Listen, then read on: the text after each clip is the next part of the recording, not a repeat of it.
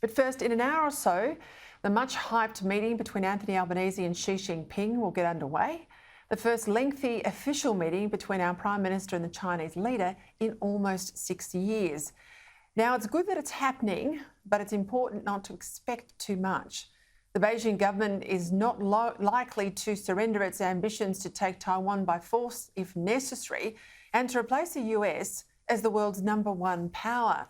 Beijing might agree to lift bans on some Australian exports, but you can be sure that they'll be imposed again as soon as something displeases the communist government that sees trade as an arm of strategy.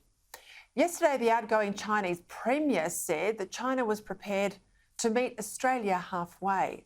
Now, that suggests that Australia is at least partly to blame for the deep freeze in official relations, when all we've done is made the obvious points about China needing to be open about the origins of COVID, needing to adhere to the One Country, Two Systems Treaty on Hong Kong, and needing to respect the rights of Taiwanese people not to be subject to aggression from a near neighbour.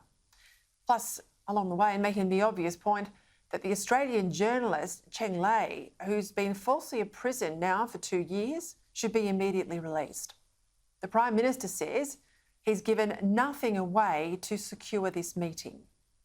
Having the meeting is a successful outcome because for 6 years we have not had any dialogue. And it is not in Australia's interest to not have dialogue with our major trading partner. So having the meeting, there are no preconditions for the meeting. I was asked before about when the meeting was set. We agreed when there would be an announcement mutually by Australia and China today that the announcement would take place tomorrow. Provided, of course, we've made it clear that any attempt to coerce Taiwan would trigger a strong response and have catastrophic consequences, well, then the meeting's almost certainly going to be judged a success, if only by lowering the rhetorical temperature.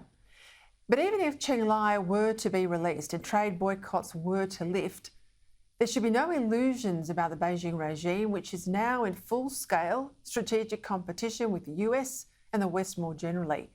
In any contest between democracy and dictatorship, there's only one side Australia can be on. By all means, follow this meeting closely and all the reports from the media, but don't think the Chinese dragon is in retreat. It's only resting.